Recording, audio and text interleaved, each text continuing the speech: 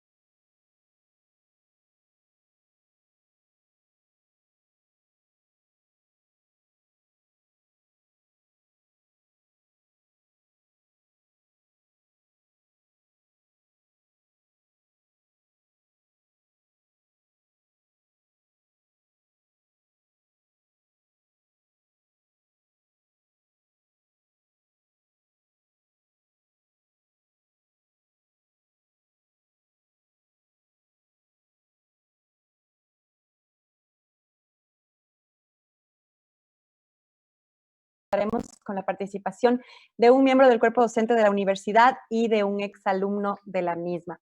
Les quiero agradecer a todas las personas que están conectadas, que están viendo este espacio, y justamente hoy dialogaremos acerca de los retos laborales en el futuro y las perspectivas sobre la ley de apoyo humanitario. Sí, esta ley que fue vetada por el presidente de la República recientemente y que, por supuesto, implica algunas cláusulas de alivio y beneficio a las personas, por ejemplo, en temas como pago de los servicios básicos. Para esto, quiero dar la bienvenida a Javier Salvador. Él es docente de la Facultad de Derecho de la Universidad de los Hemisferios y además abogado asociado de Pérez Bustamante y Ponce. Y también a Roberto Molina, alumni de la Facultad de Derecho de la Universidad y abogado asociado en el estudio Coronel y Pérez. Roberto, Javier, bienvenidos. Gracias por estar con nosotros. Gracias por acceder a este espacio.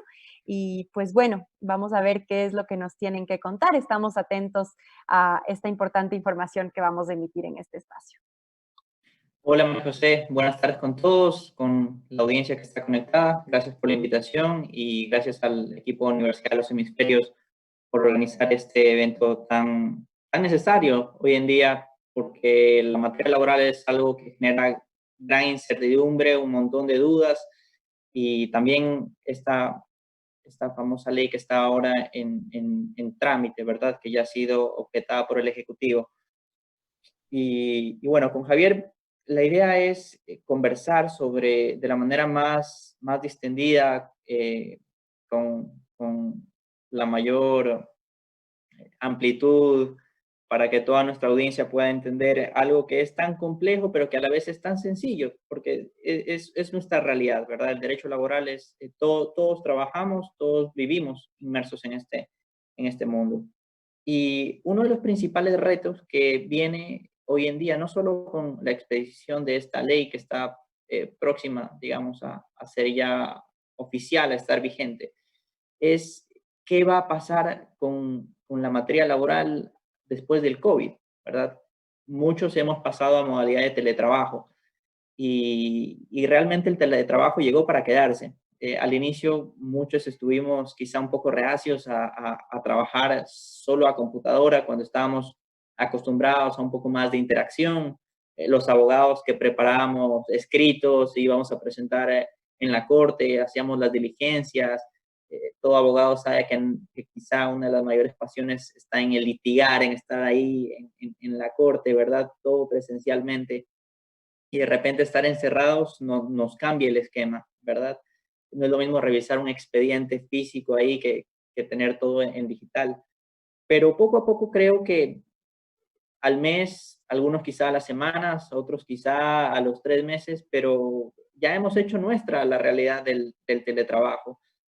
Y esto ha empezado también no solo los aspectos positivos del teletrabajo, ¿verdad? Como es que uno encuentra más familiaridad con sus seres queridos, se estrechan lazos, pasa más tiempo, uno se ahorra el tráfico, que es terrible, pero también empiezan problemas, por ejemplo, los horarios, el teletrabajo parece que llegó, pero llegó para que en algunos casos no se respeten, que todavía hay almuerzo que se necesita realizar, que ahora con la situación de que estamos en distanciamiento social y algunos aislados todavía, hay muchos padres de familia que educan a sus hijos en casa y que necesitan más tiempo, esa educación, ese cuidado de los hijos.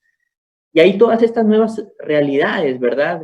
A veces con el teletrabajo te llaman sábados, domingos, lunes a las 7 de la mañana, a las 7 de la noche, a 9 de la noche. Y esta situación que se suponía estaba media regulada ya, bueno, tenemos un acuerdo ministerial que trata específicamente del teletrabajo, pero empezó como a mutar, ¿verdad? El teletrabajo, teníamos este teletrabajo como contrato, pero luego tenemos este teletrabajo emergente que se aplica a la relación de trabajo ordinaria. Y, y bueno, o sea, esto nos genera ciertas dudas que merecen ser atendidas, que en parte han sido recogidas por el proyecto de la ley. Pero yo creo que para empezar, una de las cosas que más tenemos que entender es cómo tenemos que conciliar adecuadamente el teletrabajo con el respeto a las normas ordinarias que rigen una relación laboral. No sé si, Javier, nos puedes hablar un poco también de tu experiencia con el teletrabajo y cómo crees que debe ser el adecuado empate para una buena relación laboral. Gracias, Roberto, y gracias, María José, por esta invitación. Y creo que lo que hizo básicamente la pandemia y la emergencia sanitaria mundial fue empujarnos a un cambio que era, digamos, irrevocable. Y lo que hizo es básicamente hacer un rompimiento y hacer algo más, digamos, con más urgencia, algo que ya tenía que suceder.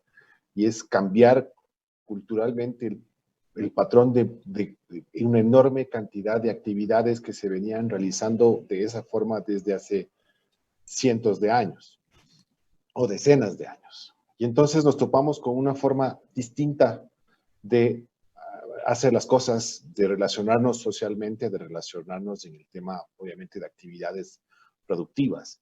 Los negocios cambiaron y tuvieron que mutar a la fuerza a tener un componente enorme de manera virtual, lo cual forzó a manejar estructuras distintas en la forma de llevar el negocio, en la forma de relacionarse con los clientes, incluso en la forma de repartir o presentar sus productos o sus servicios, incluyendo en el tema, evidentemente, en nuestro tema, que es la prestación de un servicio personal, que es el servicio legal.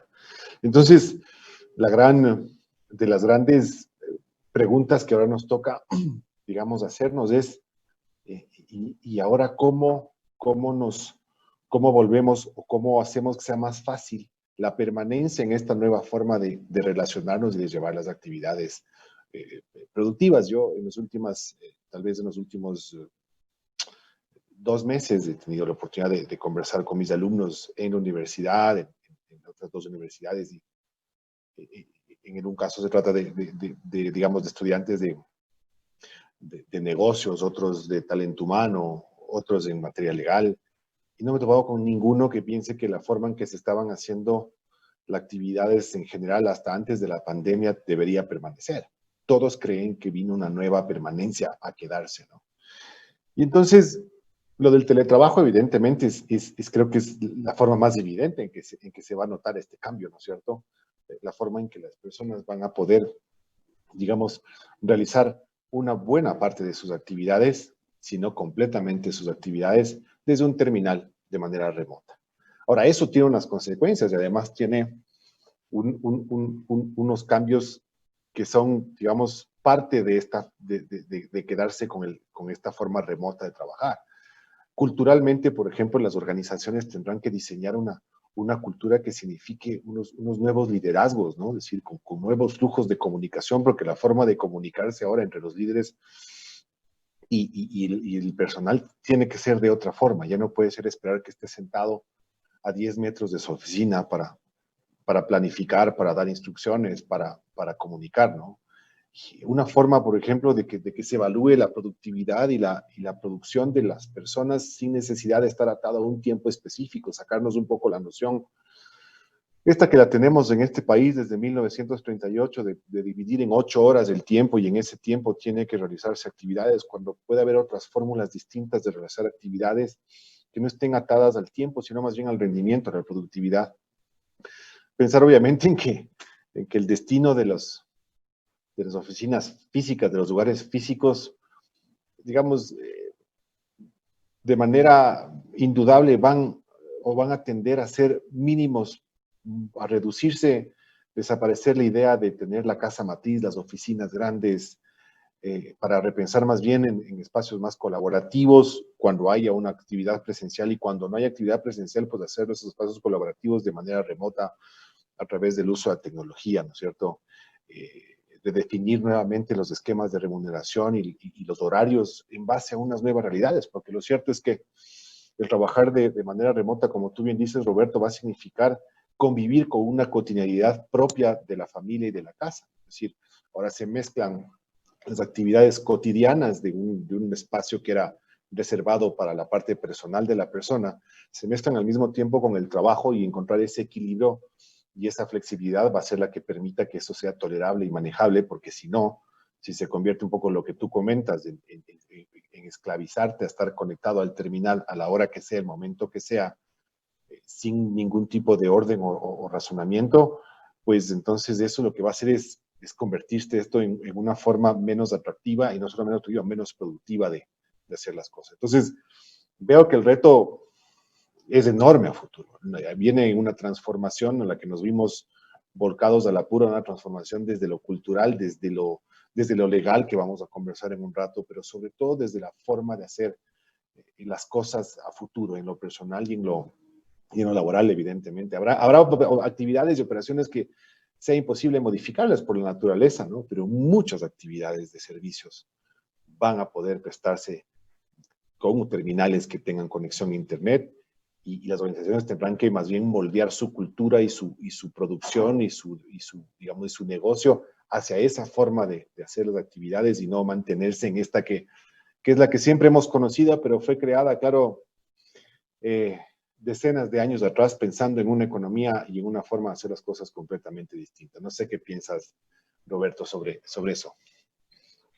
Sí, o sea, yo creo que este cambio de estar ahora conectados al teletrabajo nos va a hacer que hay una parte muy clave que tú dijiste que me pareció que es justamente en lo que hay que enfocarse, las nuevas formas de medir el trabajo, las nuevas formas para superar esa anacrónica idea de que una persona tiene que estar 8 horas y solo por estar conectada, sino hay que evaluar la forma de poder evaluar a esos trabajadores. Y sobre todo, quizá, ¿verdad? Hay algunas ideas, hay algunos puntos críticos en la parte legal, corriente, digamos, que chocan. Estamos ante una necesidad que va evolucionando de, por ejemplo, repensar el tema de la contratación por horas, el empezar a pensar en la flexibilidad laboral que hoy en día está blindada desde la misma Constitución, ¿verdad? El tema de la contratación por horas. Y creo que esta ley de ayuda humanitaria ha brindado ciertas bondades, pero que es un avance realmente muy pequeño en comparación con todo lo que necesita nuestra legislación, nuestra realidad más que nada. Si es que yo, para empezar un poco a adentrarnos en la materia legal, recogiera cuáles creo que son tal vez los puntos más importantes que puedo destacar de la ley de apoyo humanitario, podría recoger esta flexibilización que está permitida a través de el artículo 16 de esta normativa, de los acuerdos entre empleador y y el trabajador, pero que además aquí vienen ciertos matices, ciertos bemoles, ¿verdad? Porque, por ejemplo, la objeción que hace el presidente la hace especificando que estos acuerdos siempre tienen que respetar los derechos, por ejemplo, los salarios básicos, ¿verdad? En estas proporciones. Pero parecería la ley no es tan clara al respecto. Ahí toca jugar un poco interpretando con los principios del derecho laboral hasta qué punto se puede utilizar estos acuerdos, ¿verdad? Para hacer cosas tan directas que quizás se necesiten, como una reducción del sueldo temporal, ¿verdad? Que ya empieza a chocar porque también hay figuras que son propias para eso, como otro beneficio que tiene esta ley es la reducción de la jornada, ¿verdad? Que amplía a la medida que ya está vigente ahorita en nuestro ordenamiento jurídico de la reducción por acuerdo previo en el 47.1, ¿verdad? Que solo autoriza hasta reducir al 25%, pero aquí la ley va un poco más allá y se va hasta el 50%, da un pequeño avance, ¿verdad? Ese sería un segundo beneficio de la ley. Y otro beneficio que indudablemente creo que ese sí es un gran avance y se lo necesitaba, pero ya, una cosa urgente, es este contrato especial emergente. O sea, nuestra realidad económica necesitaba un contrato a plazo, que lastimosamente fueron derogados. Y hay realidades económicas que por el giro del negocio o porque hay un aumento en la demanda, se necesita una contratación, no de un régimen tan forzado y tan cargado como el indefinido, sino una cosa a plazo, nada más, ¿verdad? Que es, por ejemplo, tenemos estos tres beneficios de la ley de apoyo humanitario. Y también encontramos ciertos matices que esta ley de apoyo humanitario debe ser lastimosamente interpretada, no solo leída, porque, por ejemplo, al Ejecutivo, si bien cuando estableció que se podían haber estas facilidades para el pago del IE sin intereses a todas las empresas que hubieran estado cerradas. En los considerandos del proyecto de ley, en los considerandos de la objeción que él expide, dice que debe ser no solo para las empresas que cerraron, sino para los que sufrieron una disminución en los ingresos, sin ingresos suficientes. Pero luego en el artículo se olvida los ingresos suficientes y lo deja cortado solo sin ingresos. Entonces parecería ser que no entran todas las empresas, no es lo mismo una empresa sin ingresos que una sin ingresos suficientes. Entonces este proyecto de ley se quedó con estos beneficios, por ejemplo, estos tres principales beneficios o tres primeros puntos que vale resaltar, pero luego encontramos también estas pequeñas trampas, ¿verdad?, que deberán ser superadas ya en la parte de aplicación, ¿verdad?, de entender que en la mentalidad del legislador no estuvo solo lo que dice la letra de la ley, sino que hubo otras consideraciones que habrán que tenerlas en cuenta el momento que haya que aplicar. Y quizá la otra situación que trajo esta ley de apoyo humanitario es la interpretación del famoso terminación del contrato por fuerza mayor, prevista en el artículo 160, numeral 6 del Código del Trabajo. Y esta es una medida que fue tan criticada, ha sido tan criticada, ¿verdad?, en estos últimos meses, tan cuestionada sobre la aplicación. Y bueno, tanto así que esta misma ley, otra de las situaciones que trae, es que entra a arreglar cuál va a ser la sanción al empleador para el caso que un juez determinara que aplicó de manera equivocada este artículo de terminación por fuerza mayor y le castiga con una indemnización mayor al despido intempestivo. Deberá ser un despido intempestivo más un 1.5, o sea, un 1.5 veces el despido intempestivo. Entonces nos encontramos con una ley que sí trae ciertas mejoras, ciertos beneficios, ciertas reglas que se deben aplicar y que podemos empezar a utilizarlas, pero que también deben ir de la mano con una conciencia social de que el derecho laboral necesita ya una evolución y estas medidas deben ser un primer paso hacia esa flexibilización, que es lo único que va a permitir un adecuado sostenimiento empresarial. Entonces, no sé, Javier, si nos quieras comentar algunos de estos puntos o qué otras medidas crees que puedan empezar a ser utilizadas. Yo tengo que ser franco, Roberto. Honestamente, en mi opinión, para semejantes circunstancias, en el momento histórico que nos encontrábamos en este país, en el momento económico que significó, ¿no es cierto?, la pandemia, la emergencia sanitaria, el proyecto presentado por el presidente, en mi opinión, fue un papelón.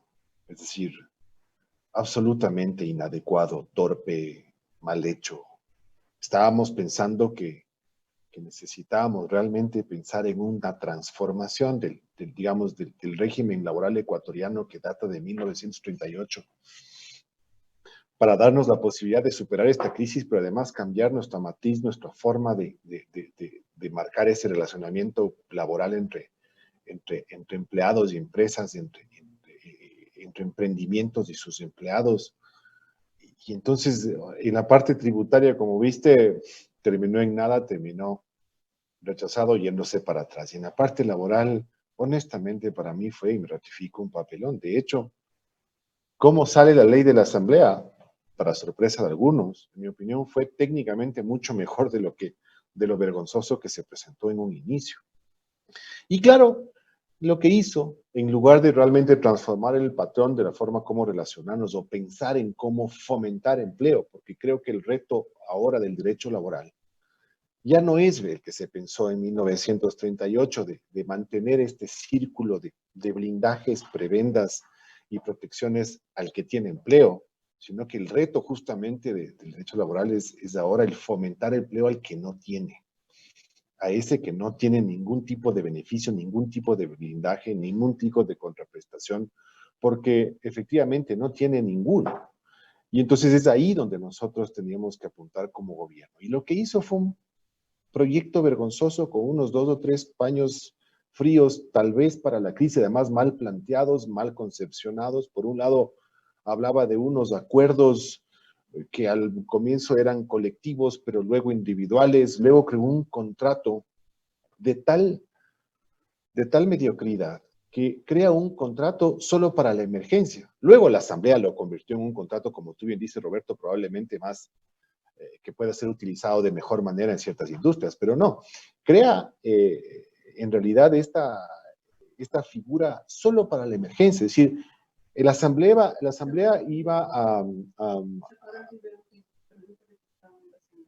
sí, me comentan que hay un problema con el video de Facebook, no sé si quieres revisarlo, María José, pero con el video del Facebook Live, pero te decía que era ahí donde tenía que presentar el proyecto de ley, un proyecto robusto pensando no solo pues en la emergencia, sino ir mucho más allá. Y lo que se presentó fue eso, fue un contratito que se lo hace para la emergencia, pero afortunadamente la asamblea dio un giro y lo convirtió en algo permanente, de uso permanente, esta herramienta.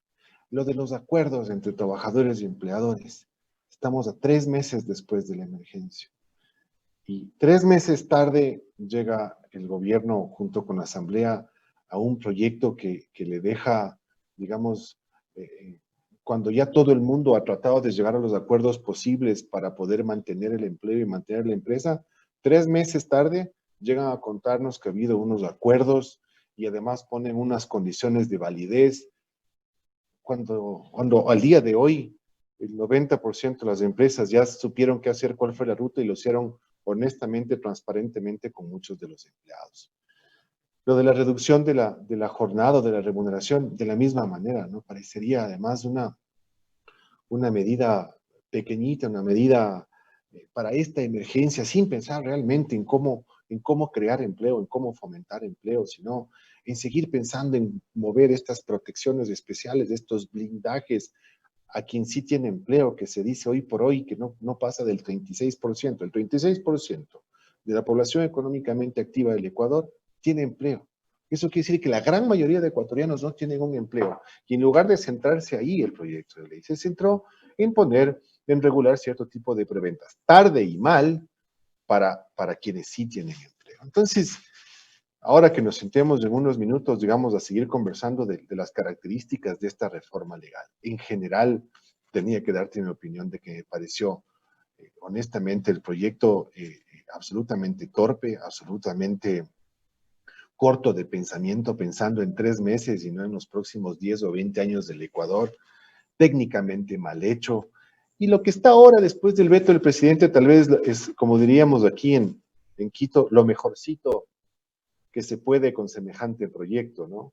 ¿Habrá alguna cosa que ayude a mantener el empleo, a fomentar el empleo? Tal vez algo por ahí, pero el reto le quedó grande a quien tenía que realmente presentar algo mucho más profundo para mantener la economía y el trabajo en este país, ¿no? Entonces, honestamente, las 4 o 5 temas que topó esa ley me van a seguir pareciendo insuficientes y sin pensar realmente en lo que se nos viene, ¿no?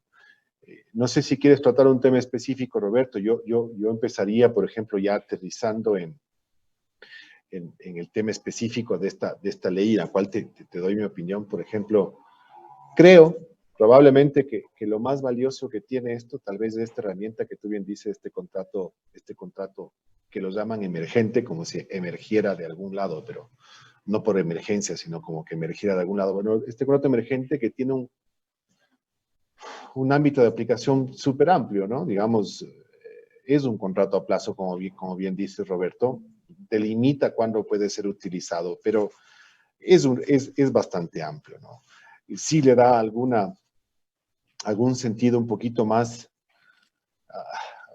digamos, más flexible, como tú lo llamas, para fomentar empleo, para que honestamente las empresas, los emprendimientos puedan contratar gente sin necesidad de entrar en un negocio o en un contrato que los va a amarrar y sin saber cuál va a ser el futuro del emprendimiento o de esa nueva línea de la empresa. Entonces creo que puede ser útil, pero nuevamente es útil porque creo que la Asamblea le dio un buen giro a ese proyecto, contrario como vino del Ejecutivo. No sé si tú le ves a ese contrato más útil de lo que creo, ojalá, porque nuevamente yo estoy obsesionado porque creo que el derecho laboral no tiene que centrarse o seguir marchando en el mismo lugar de crear blindajes y prebendas al que tiene, sino que creo que el reto está precisamente en crear fuentes de empleo y es ahí donde nos quedamos, ¿no? O el ayudar a crear fuentes de empleo. Sí, gracias Javier. De hecho, me parece y coincido completamente contigo en el hecho de que esto es una de las mejorcitas cosas que se pudo hacer de este proyecto de ley, porque nuestra realidad económica necesitaba un contrato a plazo ya, y por muchas razones, creo yo.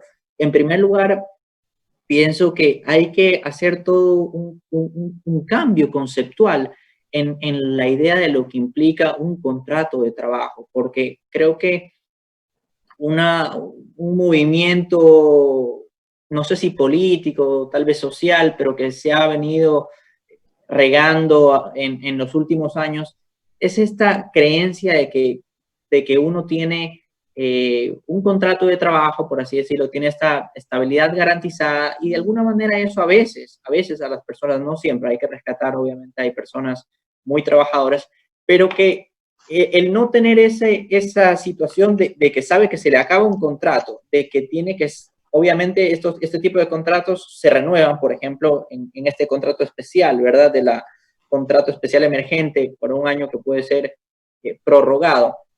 Obviamente un empleador prorrogará el contrato en la medida en que ese trabajador haya sido útil para la empresa, haya sido una persona productiva, que haya hecho bien su trabajo y que le haya generado un valor agregado para la empresa, ¿verdad? Pero esta forma de medición que por ejemplo, en este tipo de contrato se podría realizar año a año, de alguna manera los contratos indefinidos hoy en día pierden el peso de esta herramienta de medición anual porque ya está esta estabilidad garantizada de por sí, ¿verdad? Y que sí es necesario una evaluación continua, porque si no, la otra herramienta que tenemos es tener que ir a un engorroso proceso de un visto bueno para ver si es que el trabajador ha cumplido y si es que se lo quiere desvincular o no. Y hay que, me refería yo a esa conciencia social de que el trabajo, si bien es un derecho, también es un deber, porque uno se lo debe ganar el trabajo, ¿verdad? Uno para que pueda acceder, por así decirlo, a esa estabilidad que uno genera, tiene que, detrás de una base jurídica, una base económica. Pienso yo, esta es mi opinión muy personal, que en la medida en que un trabajador se convierte en esto que por ejemplo, en temas de estrategia de negocios llaman los famosos stakeholders, ¿verdad? Y que al trabajador, uno de los stakeholders o grupos de interés de la empresa es ese trabajador, porque visto desde una óptica empresarial, en la medida en que un trabajador es eso, un stakeholder, una persona de grupo de interés porque le genera valor agregado a la empresa, esa estabilidad laboral que nuestra legislación la ha querido salvaguardar a punta de norma, ¿verdad? También se la puede hacer desde una realidad económica fomentando que la relación laboral se garantice, pero por la armoniosa integración del trabajo efectivo del empleado con el desarrollo y crecimiento económico de la empresa, ¿verdad?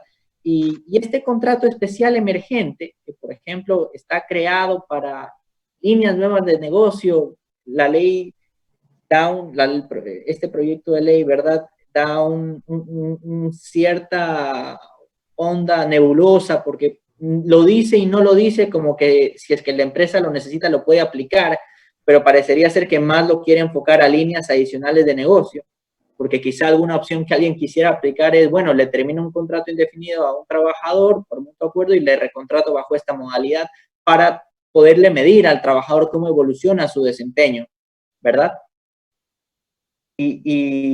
Pero la letra de la ley tiene esos bemoles, ¿verdad?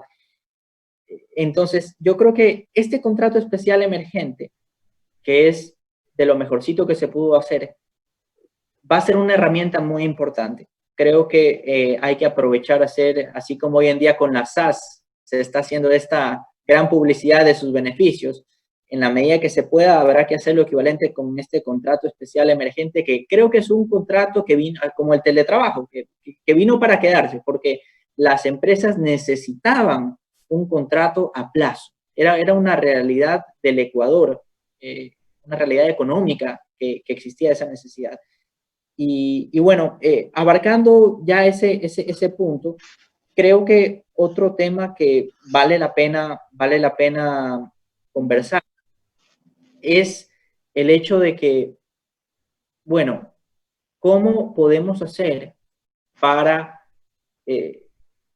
utilizando el esquema de trabajo que tenemos, en el esquema laboral, en el sentido de tanto los beneficios que puedan haber en estas normas del proyecto de ley humanitaria, como en el propio Código del Trabajo, podemos utilizar para tratar de, en lo posible, hacer una armoniosa relación laboral sostenible en el tiempo.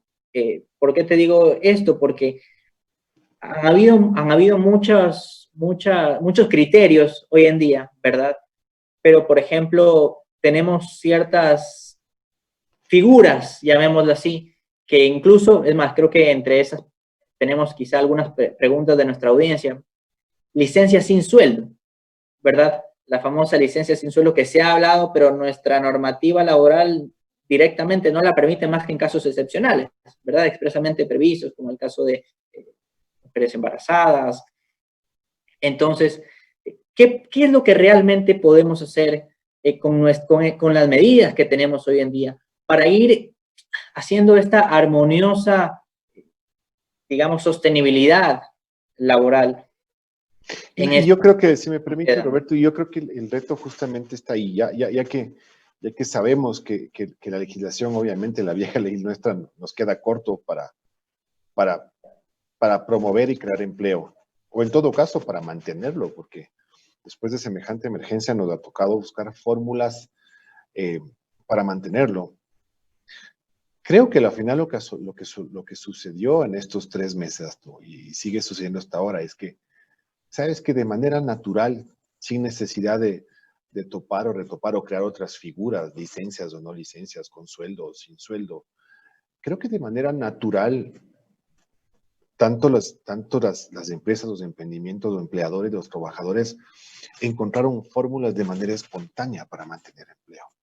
La gran parte de empresas lo que hicieron fue honesta y transparentemente sentarse a conversar y decir, a ver, ¿hacia dónde vamos? ¿Qué hacemos? Porque lo cierto es que el ingreso decayó hasta el final, estamos en un hueco, necesitamos, si queremos mantener este empleo, esta fuente de empleo y esta empresa para que signifique un sustento familiar, una realización personal, busquemos fórmulas, y las fórmulas han llegado de manera espontánea.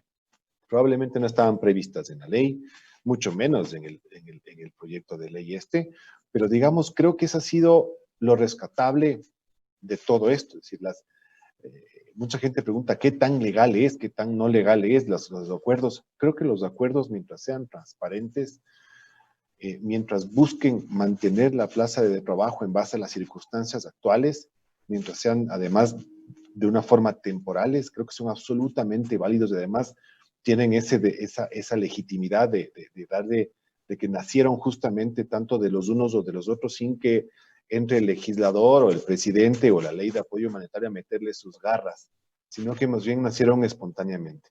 ¿Cuál es el reto?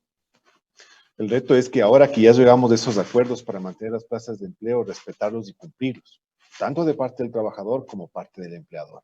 Sin el miedo de que venga nadie a multarnos o a un juicio a ver si es que se cumple o no se cumple, sino como cultura del Ecuador, cambiar y dejar de ser estos incumplidores en general de acuerdos y centrarnos más bien en que ahora se nos viene ¿se acuerdan que acordamos en abril hacer estos ajustes temporales al salario y al tiempo de trabajo y a las metas y a los bonos hasta que mejore la situación? Bueno, ahora vamos a cumplirlo. Entonces creo que además del reto ahora es cumplir los acuerdos a los que hemos llegado en estos meses. La figura de la ley humanitaria de esta negociación de acuerdos, digamos, de las condiciones económicas, en mi opinión, lo que hace es, primero, obviamente, llega tarde, 3 o 4 meses tarde llegará a la realidad. Segundo, no va a ser nada muy nuevo de lo que ya se ha hecho hasta ahora. Le pone unos blindajes especiales para la validez de esos acuerdos. Creo que es rescatable de esta ley, por ejemplo, que de una u otra forma reconoce los acuerdos alcanzados hasta el día de hoy en todo este tiempo que no hubo ley humanitaria. Y más bien dice que son absolutamente válidos. Creo que eso es un avance, porque al final lo que hace es, de una u otra forma, le da validez a unos acuerdos que fueron espontáneamente hechos entre trabajadores y empleadores para sostener el empleo.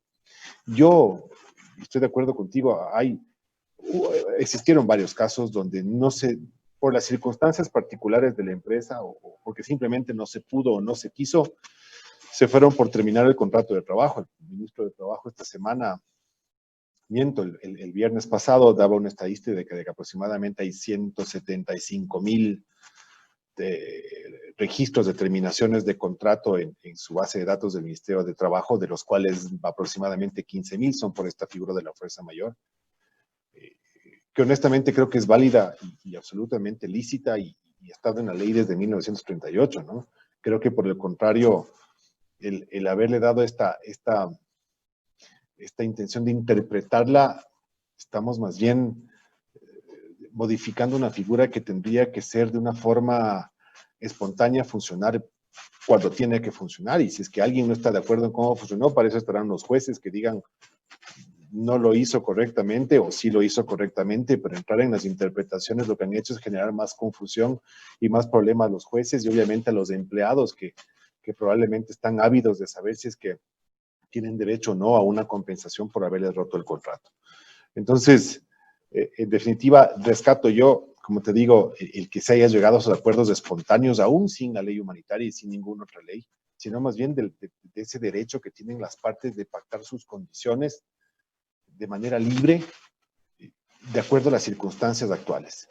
Y ahora el reto es cumplir esos acuerdos, y creo que ese es un reto importante para todos quienes son, tanto desde el lado de empleados como del lado de los empleadores, el saber que si llegamos a un acuerdo y arrimamos todos el hombro para continuar operando, hay que cumplir esos acuerdos. No sé si tú le ves, por ejemplo, Roberto, que estos acuerdos que crea esta ley difieren mucho de aquellos que ya se han llegado en todos estos meses. Mi impresión es que la verdad no. Correcto, sí, coincido, Javier. De hecho, justo en la mañana con una persona a la que ayudamos en unos temas contractuales, ¿verdad? Durante la pandemia, la reorganización laboral y todo esto, nos decía, es increíble cómo todo esto nosotros a la semana y media, por el miedo de la planilla, el rol de pago y todo lo que se nos venía, nos tocó ser creativos, ¿verdad? Y pensar, y es increíble cómo unos legisladores, un presidente, todas tantas personas con equipos técnicos y asesores y abogados no puedan hacer una creación más adecuada a nuestra realidad. Y porque lo hemos venido haciendo, o sea, básicamente la innovación en esto, al margen de ese contrato especial emergente, son hablar de más acuerdos, que no es que crea alguna especie de acuerdo especial o algo, sino que sigue dejando a libertad de las partes. Y es lo que ya se ha hecho. O sea, ya todas las empresas están prácticamente reorganizadas y la que no está reorganizada es porque quizás está en una situación muy de esas empresas que lastimosamente su giro de negocio va a estar bien complicado. Pensemos en las discotecas, pensemos en las salas de cine, pensemos en un montón de espacios que su propia función es la concentración en masas, ¿verdad? Los propios matrimonios. Hay toda una industria detrás de los matrimonios, ¿verdad? Las wedding planners y todo eso. Entonces, todos esos trabajos se han suspendido. Y me parece importante, y creo que también podríamos aprovechar para ir, nos comentan que tenemos algunas inquietudes en la página, algunas preguntas, ¿verdad? Porque uno de los asuntos más claves es, bueno, ya llegamos a acuerdos. Ok, vino la pandemia, hicimos acuerdos, viene una ley que nos dice que podíamos hacer acuerdos, bueno, ya los hemos hecho. Ahora, ¿cuál es el siguiente paso? Es este seguimiento al adecuado cumplimiento de los acuerdos, ¿verdad? Porque, bueno, también es verdad que quizá en algún caso se pudo haber dado algún acuerdo. Bueno, la realidad es que lo mejor hubiera sido 100% con una conciencia y con una aceptación. En algún caso se le puso un tómalo o déjalo, este es el acuerdo al que podemos llegar, pero bueno, a lo que tenemos es que estamos ahora en una situación en la que ya hay acuerdos. ¿Y cómo los supervisamos?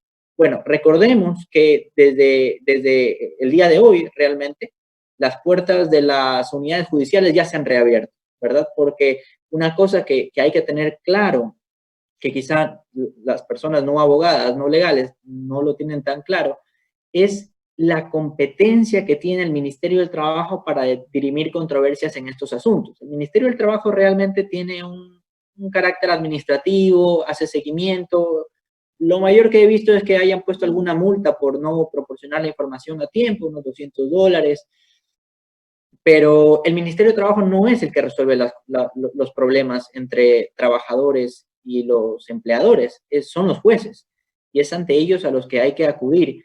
Quizá en estos últimos tiempos uno de los mayores problemas que han tenido todas las personas es, bueno, ¿y ahora cómo hago cumplir estos acuerdos? Ya que llamo al Ministerio de Trabajo, no me contesta, me llega al buzón de voz, al Cisco, famoso que uno llama y siempre está ese Cisco contestando.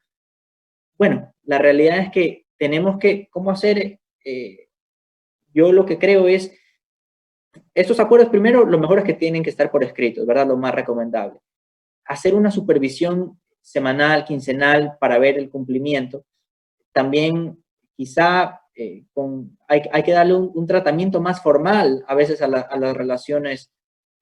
Si es que uno tiene una preocupación, aprovechar y escalarla. Yo creo que a veces también, lastimosamente, las fallas laborales se dan porque se generan solo rumores, conversaciones en una empresa y no hay una petición de queja formal, por ejemplo, ante empleadores, poner cuál es la situación actual. Por ejemplo, alguna de las preguntas que hemos tenido en el chat es, tenemos una pregunta de Javier, dice, ¿está legalmente aprobada la reducción de sueldos unilateralmente hasta el 25%? ¿Qué pasa si el empleador decide reducir el salario sobre el 25%? ¿Se puede hacer unilateralmente o debe hacerse algún acuerdo?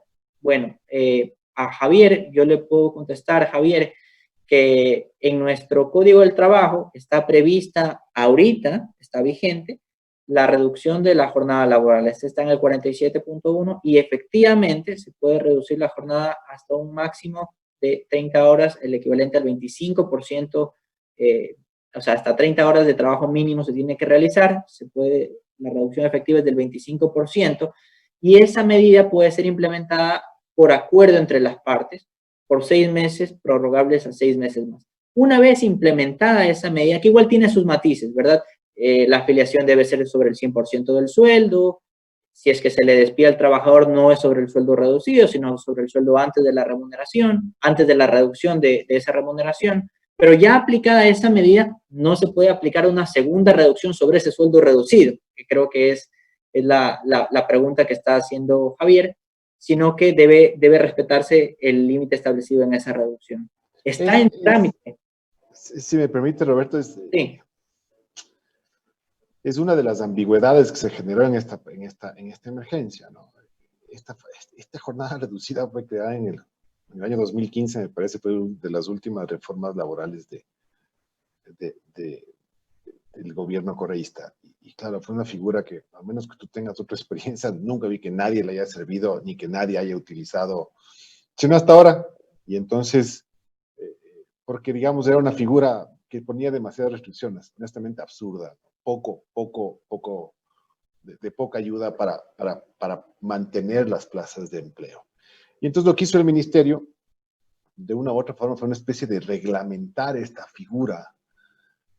Y se entendería que según esta reglamentación, se entendería que puede ser una medida de manera unilateral, y con eso quiero también colaborarte contestando esta pregunta. Pero nuevamente es poco claro, porque lo cierto es que, como tú vienes el 47.1, tal y como fue concepcionado esa jornada reducida, inutilizable, digámoslo así, significaba un acuerdo de voluntades.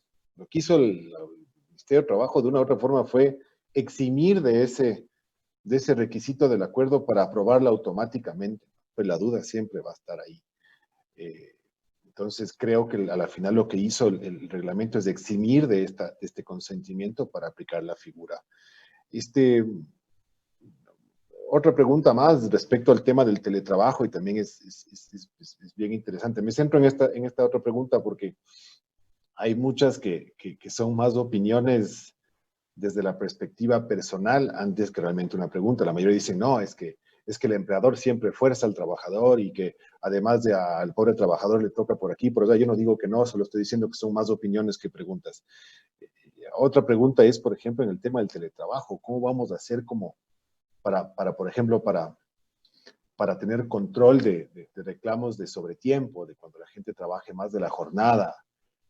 Y creo que ahí, no sé si concuerdas conmigo, Roberto, creo que la clave va a estar en que culturalmente cambiemos y tener acuerdos súper claros con nuestros empleados. Si tenemos operaciones que pueden hacerse de manera remota, deberíamos apuntar hacia allá, pero ser muy claros en las reglas, porque lo que estamos ahora viviendo es el teletrabajo emergente, que es que nos tocó a algunos de nosotros, a muchos de nosotros, salir corriendo a trabajar desde casa por el aislamiento, pero lo cierto es que hay un teletrabajo donde bien decía Roberto, había un acuerdo ministerial. Hoy probablemente se apruebe esta ley con un régimen muy parecido de teletrabajo. La clave estará en los acuerdos claros, en empezar a medir la productividad antes que el tiempo. El mero paso del tiempo no debería generar el pago de horas extras o de jornada suplementaria o extraordinaria, sino entonces creo que al final la respuesta sería: en el teletrabajo tiene que haber condiciones muy claras de cómo controlar esa productividad y ese trabajo para evitar que haya riesgos de reclamos por sobretiempo. Y por el otro lado, del lado del empleado, pues el evitar que haya abusos o que no haya límites respecto al trabajo, ¿no? Esta ley humanitaria, Roberto, y ese puede ser un chévere tema que lo podemos conversar en estos minutos que nos quedan. Por ejemplo, crea este famoso derecho a la desconexión. No sé si lo pudiste revisar. Entonces, eso, por ejemplo, culturalmente, para nuestro país, pensando en una forma de trabajar remota, es nuevo, pese a que el tema del derecho a desconexión se viene tratando hace varios años ya en otras latitudes. Entonces, por ejemplo, ¿cómo deberíamos, tú qué crees, cómo deberíamos, no sé, regular este derecho a la desconexión? ¿Qué deberían poner entre empresa, entre empleador y empleado? ¿Cómo deberían quedar claros en que hay momentos en el trabajo remoto que no puede esperarse del trabajador una respuesta o un rendimiento porque está en su momento libre de su vida? No sé qué piensas. Sí, yo creo que podemos, como lo hablábamos al inicio, nos tocó legislar y evolucionar sobre la marcha, y sobre todo creo que el sector privado hemos tenido que llegar a una mayor creatividad sobre la marcha para ir solucionando estos problemas prácticos. Una gran ayuda histórica, tal vez porque tengamos que igual evolucionar sobre la marcha, sea remontarnos a este acuerdo ministerial, el acuerdo ministerial 190 del Ministerio de Trabajo, que ya reglaba, porque el teletrabajo era un contrato, era un tipo de contrato que tenía que ser por escrito, tenía que tener reglas, cláusulas, etcétera. Pero alguno de los beneficios que estaba previsto ahí es que entre las distintas situaciones que había que conversarlas previamente, ¿verdad? No ese teletrabajo emergente nos tocó porque nos tocó, sino justamente ese acuerdo de voluntades. Era el determinar con precisión, bueno, voy a trabajar en mi domicilio, pero a cambio del domicilio va a haber quizá alguna contraprestación porque estoy utilizando mi agua, mi luz, mi internet, mi papelería, mi impresora, va a haber una contraprestación por ese beneficio porque, ok, la empresa se va a ahorrar el suministro de oficina, pero el empleado lo va a tener que gastar. ¿Qué pasa si tengo hijos? ¿Qué pasa si es que ellos no pueden asistir a la escuela y estoy haciendo yo educación en casa? ¿Cómo se va a medir mi productividad? También dependiendo de la profesión que haya, ¿verdad? Una de las cosas que más, a mí me gusta mucho el litigio, y una de las cosas que más información he recibido es que siempre uno tiene que tratar de ser claro y preciso, ¿verdad? Conciso, y que más de 40 minutos, 50 minutos frente a una pantalla, las personas no se concentran, las personas pierden la atención, se pierde el punto, y quizá, por ejemplo, sea necesario, no digo que sea una regla, pero que determinados tipos de trabajo que se deban hacer tengan que hacerse una pausa de cada 10 minutos, cada 15 minutos, como se lo hace cuando uno es profesor académico en clase, no tiene 4 horas seguidas de clase, sino que quizá da una pausa cada 2 horas, porque también se van a ir dando ciertas evoluciones hasta en enfermedades, en patologías. Por ahí tenemos una pregunta de, bueno, si estoy todo el día sentado frente a la computadora, ¿qué pasa con la espalda si mi silla no es ergonómica? ¿No? Entonces, son todas estas cosas que hay que empezar a... Yo creo que hay un refrán, ¿no? El refrán de cuentas claras, amistades largas. O sea, primero que nada, tratemos de tener un contrato. Hemos tenido que estar en este teletrabajo emergente, pero bueno, ahora que ya vamos más sobre la marcha, que ya se va reactivando la cosa, empecemos a establecer las reglas de cómo va a funcionar este teletrabajo, cómo te mido yo la productividad. Y ahí, perdóname que te interrumpa, yo creo que la clave está ahí, ¿no? En no creer que vayas a la casa y usted vea cómo me manda los reportes y cómo trabaja. No es esa la función de trabajar de manera remota, ¿no? Es justamente lo que dice Roberto, ¿no? En llegar a acuerdos respecto de absolutamente todo. ¿Cuándo? ¿A qué horas? ¿De qué forma se va a llevar a cabo esto? De hecho, este proyecto de ley humanitaria que, digamos, básicamente lo que hace es elevarlo a rango de ley al teletrabajo que lo veníamos utilizando por estos reglamentos que había emitido el Ministerio de Trabajo hace algunos años. Prevé que el empleador es quien tiene que proveer de equipos, ¿no es cierto?, de los equipos necesarios al trabajador en el tema del teletrabajo. ¿Cómo entendemos equipos? Pues podrán hacer aquellos, digamos, que sean obvios y necesarios para realizar la actividad, ¿no? ¿No es cierto? Probablemente el evidente será el computador, en el caso de la mayoría de los casos. Pero no sé si, por ejemplo, incluye, y puede ser que sí, el pago por la conexión de Internet, la silla ergonómica. No sé, no aclara eso la ley. Pero dice que el empleador tiene que proveer los equipos necesarios para llevar a cabo la actividad. Entonces, justamente para no dejar luego, digamos, a la interpretación de cada uno de qué mismo es equipo, lo mejor es que en el acuerdo se pongan los equipos que yo le voy a proveer son este y este. Y así quedamos muy claros en las condiciones del trabajo. Entonces, el reto estará en cómo entre las mismas partes nos ponemos de acuerdo según las necesidades. No creo que el teletrabajo es un tema de lo que nos pasó ahora, de váyanse todos a su casa y trabajen como puedan. Bien dice Roberto, hay una vida familiar, hay unas tareas de la cotidianidad que si no se las lleva con reglas claras y de una manera equilibrada pueden ser tóxicas realmente. Y volveremos a la misma estructura de movilizarnos hora y media al día en las ciudades para ir a llegar a un trabajo, digamos, siendo menos eficientes, más contaminantes y con menor calidad de vida, ¿no? Sí, coincido. Realmente el teletrabajo, y yo creo que es una cosa que tenemos que tener siempre presente, es que muchas veces el derecho es lo último que llega. Realmente, primero la realidad económica es la que supera, es la que va generando los privados con su creatividad.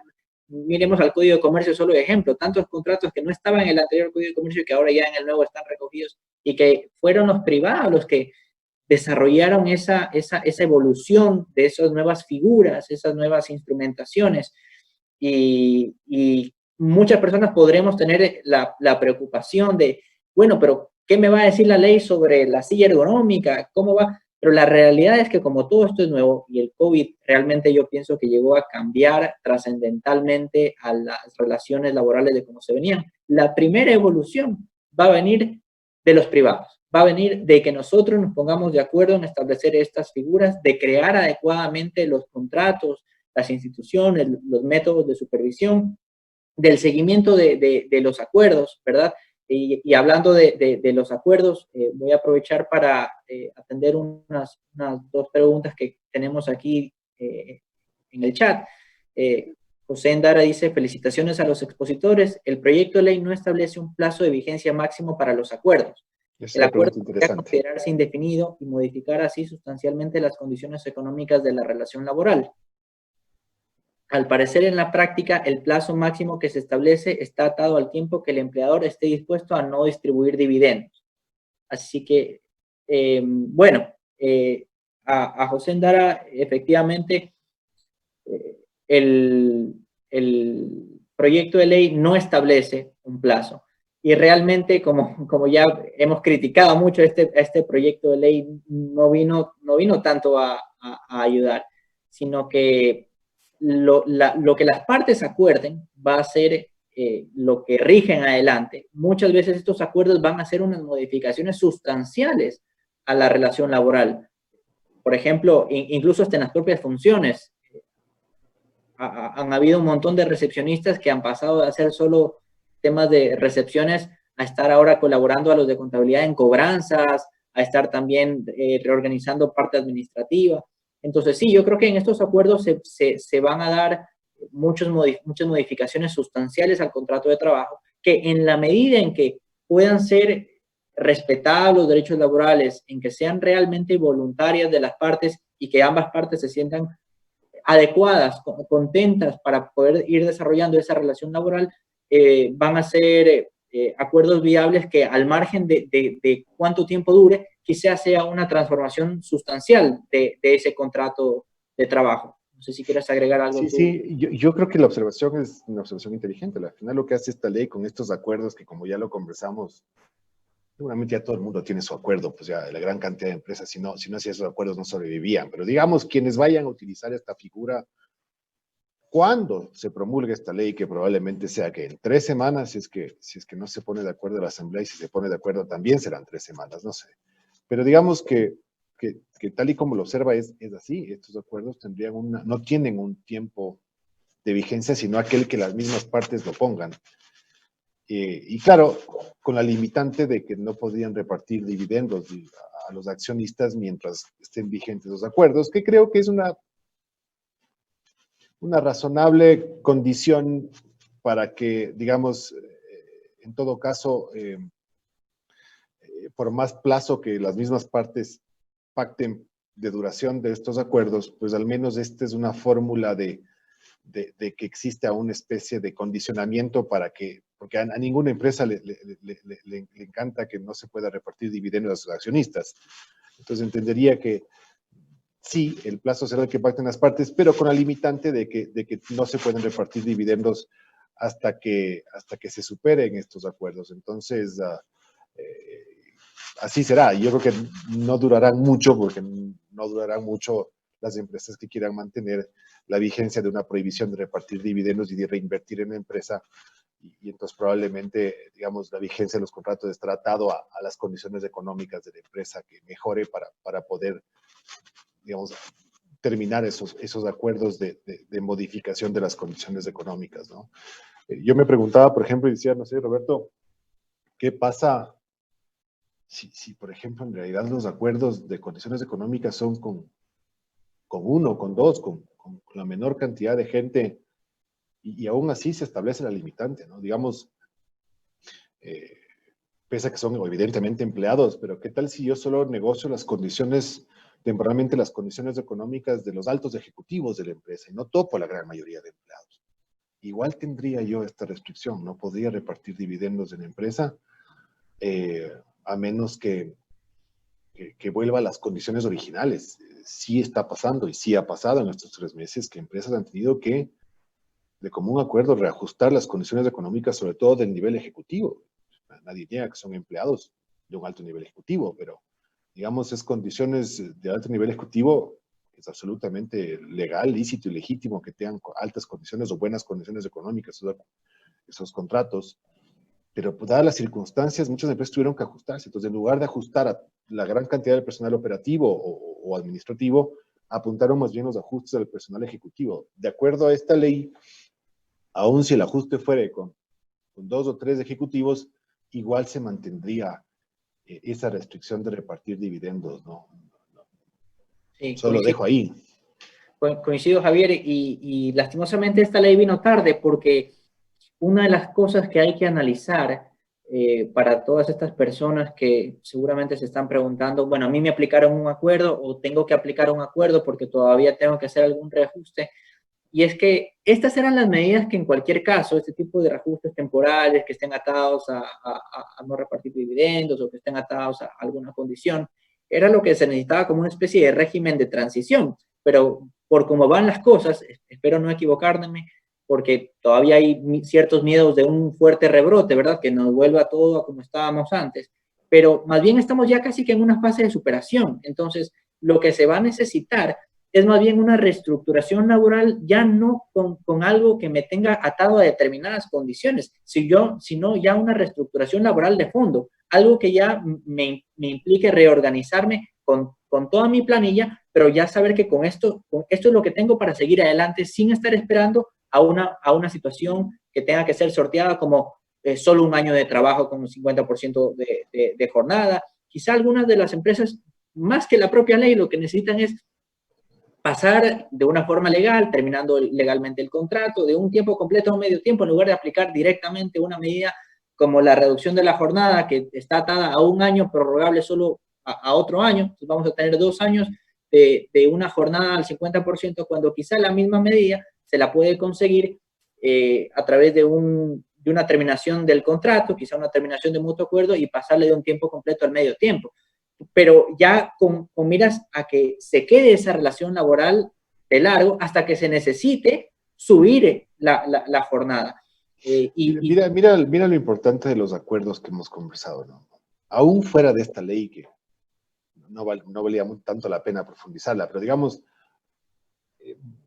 yo sí, por ejemplo, tengo como uno de los retos tal vez y de los compromisos que deberíamos subir, incluso tú y yo como abogados, y así al resto de colegas abogados que les va a tocar defender los intereses propios de cada uno de sus clientes, sea desde el lado empleador o desde el lado de los ex trabajadores, digamos, o trabajadores con este tipo de acuerdos o con las terminaciones de los contratos. Es el fomentar más bien el de ir pensando en una cultura de acuerdos, de no saturar el sistema judicial con demandas antojadizas o esperando resultados inmediatos, sino pensar tal vez en que parte del cumplimiento de los acuerdos entre empleadores y trabajadores o ex trabajadores sea justamente procurar llegar a acuerdos razonables en los cuales se busque ganar de alguna forma de lado y lado, ¿no? Porque de lo contrario lo que vamos es en adelante a tener miles de demandas, saturar el sistema judicial y una justicia lenta no es justicia. No sé cómo lo ves. Sí. Perdón, Javier, Robert, perdonen que haga una interrupción en este momento. En realidad este es un tema realmente rico, súper extenso y estamos teniendo una interacción bastante alta con nuestros usuarios, así que gracias a las personas que se están conectando. Quiero decirles que hemos decidido extender el tiempo un poquito para poder solventar todas las dudas. Y en este momento yo quiero preguntarles a ustedes, Javier y Roberto. Acá nos felicitan, Roque Morán nos felicita por abordar este tema, nos dice que es un asunto complejo, pero que al parecer en vez de ser humanitario es todo lo contrario.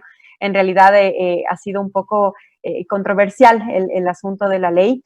Y nos preguntan también, nos dicen, ¿qué pasa si el empleador no hace acuerdos?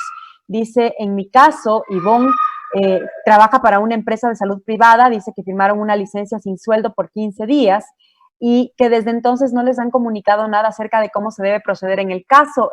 Quiero, por favor, que ustedes nos ayuden respondiendo esta pregunta a Ivonne. Tenemos un par de preguntas más en el banco que se las iré pasando también, pero vamos con esta mientras tanto. Les cedo la palabra. Yo no podría darte, digamos, qué es lo aconsejable para quien tuvo este caso de esta licencia o el acuerdo al que llegó.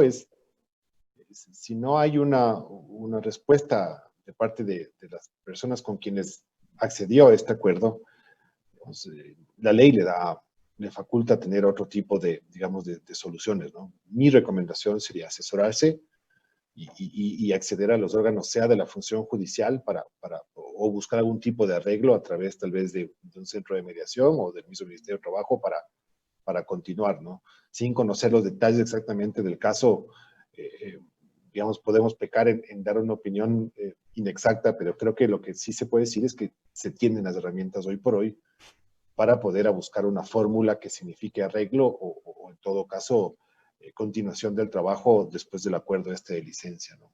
Yo difiero de las dos opiniones del señor Morán, honestamente. Creo que se convierte en una opinión más política que legal, y creo que los acuerdos nuevamente van a ser siempre válidos, siempre que sean transparentes, claros y se los cumplan, ¿no? Más allá de la posición política o ideológica que se tenga respecto al tema. La situación fue una situación atípica en este país y en el mundo. Situación de emergencia, donde encontramos una economía en ruinas. Yo no tengo la visión de que además los empresarios son malos, ni mucho menos, y eso sí lo puedo decir desde mi lado. Creo que ningún empresario echa gente por deporte.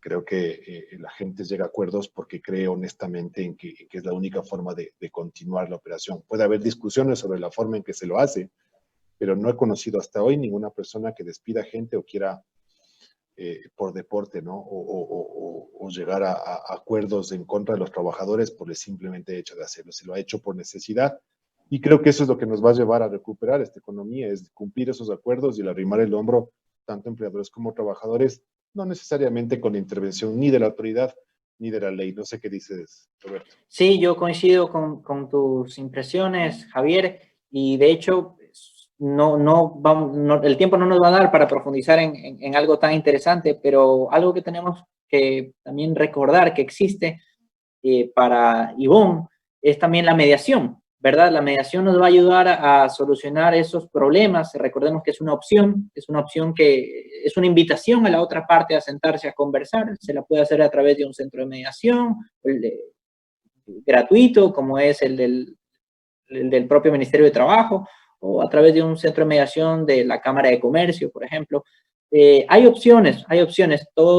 Las personas que no se nos han cumplido un acuerdo, ya habrá que ver el caso concreto siempre, ¿verdad? Lastimosamente en el derecho la gran mayoría de la respuesta siempre es depende, ¿no? Depende del caso, pero tiene estas opciones. Y yo lo que quiero aprovechar para invitar a todos, a colegas, a participantes, a empresarios, a empleados, es que no congestionemos, lo mismo que decía Javier, no congestionemos el sistema judicial. Aprovechemos esta oportunidad para crear esta cultura de acuerdos y cultura de la mediación, una cultura del diálogo, una cultura del compromiso, que es lo que primero nos ha permitido sobrevivir en estos meses. Y segundo, quizás sea lo que nos permita un mayor desarrollo, una mayor evolución y para los siguientes meses. Así que coincido en eso.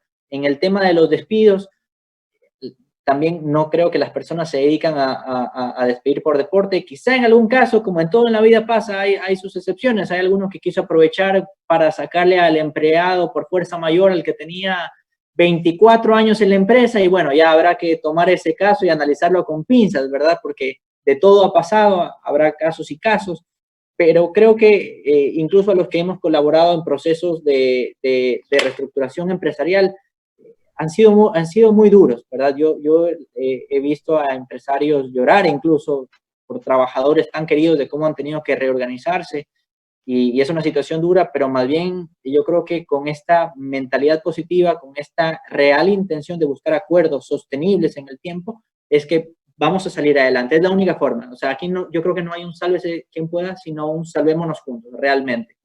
Apoyémonos unos con otros. De acuerdo. Roberto, Javier, en realidad muchísimas gracias. Nos estamos ya extendiendo del tiempo. Espero haber solventado las dudas de las personas que se han conectado. Y pues bueno, en este momento quiero invitarles a hacer una brevísima conclusión para ya despedir nuestro espacio. Javier. Sí, gracias, sí, gracias nuevamente por la invitación, Alumni. Creo que, honestamente, primero en que lo que se nos viene de ahora en adelante hay que pensarlo desde perspectivas que van muchísimo más allá que la ley o las restricciones o regulaciones laborales. Creo que es un cambio absolutamente cultural respecto a la forma en que llevamos nuestros negocios, nuestras relaciones entre empleadores y trabajadores, y eso hay que irlo entendiendo claramente. Si no mutamos, si no cambiamos, pues básicamente estamos ahí sí destinados a desaparecer, desde los asesores hasta el último de los colaboradores de una empresa. Segundo, el reto máximo de los temas laborales, y eso tenemos que entenderlo incluso desde las opiniones que damos en redes sociales. No puede ser que sigamos con discursos añejos pensando en seguir manteniendo blindajes y prebendas a los que ya tienen empleo. Nadie dice que está mal, que estén ahí, perfecto. Nadie los quiere topar, pero creo que el gran reto de todo caso de la normativa laboral será el fomentar la creación de empleo, que es lo que no hay. Y además hacer un acompañamiento inclusive a que sean más manejables y fomentar los emprendimientos de toda esta gente, sobre todo que quedó sin un empleo formal. Finalmente, que yo sí le tengo fe a esos acuerdos que hemos conversado con Roberto. Sí, la necesidad de un torpe proyecto de ley presentado por el Ejecutivo. Creo que al final buena parte de empleadores y trabajadores de este país arrimaron el hombro, llegaron a acuerdos durísimos para los dos lados, pero siempre con el afán de mantener esa fuente de empleo, de mantener ese sustento familiar, de mantener esa realización personal. Y entonces creo que el cumplir esos acuerdos, honestamente, culturalmente, desde el trabajador y del empleador, en una cultura incumplidora como la ecuatoriana, más bien pensar ahora cumpliendo con esos acuerdos, pues creo que puede ser la solución y para esta crisis en el corto, en el mediano y en el largo plazo. Eso me queda a mí como líneas generales de la experiencia de lo que ha pasado en estos meses. No sé qué dices, Roberto. Sí, gracias, Javier. Yo coincido con tus conclusiones, y simplemente la que más resaltaría de todas ellas es el tema de los acuerdos. Y para nuestra querida audiencia, aprovecho para agradezco a ti, Javier, por habernos acompañado en este panel, a la universidad por haberme invitado. Siempre me siento muy contento de volver, aunque sea virtualmente, a mi alma mater. Y creo que la parte de los acuerdos es lo que más resalto de toda esta conversación. Los acuerdos fueron los que nos llevaron en un primer momento a tener un contrato de trabajo. Los acuerdos fueron los que nos llevaron a sobrevivir a la pandemia. Los acuerdos fueron los que hicieron que 3 meses tarde el Ejecutivo saque la ley de apoyo humanitario, que habla nuevamente de acuerdos.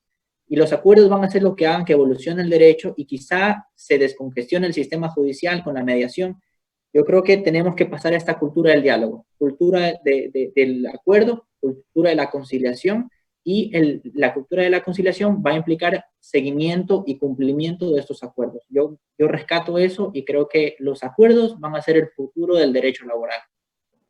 Gracias, María José. Yo me tengo que retirar y chao, Roberto, nos hablaremos pronto entonces. Javier, Roberto, y a todas las personas que se han conectado, en realidad muchísimas gracias. Gracias por el tiempo, por el apoyo, gracias por contribuir a estos espacios que más que aportar a la comunidad académica, además de hacerlo, estoy segura de que aportan muy positivamente a la sociedad. El tema que hemos tratado actualmente es absolutamente necesario y oportuno. Gracias, Javier, nuevamente. Gracias, Roberto, a las personas que se conectaron y pues nos seguiremos encontrando nuevamente en algún otro espacio de diálogo. Recuerden que esta ha sido una iniciativa de alumni de la Universidad de los Hemisferios, la Sociedad de Exalumnos de la U Hemisferios. Así que sigan conectados con nosotros, tenemos información interesante para ustedes a diario en nuestras redes sociales y nos encontraremos en una próxima ocasión. Gracias. Bueno.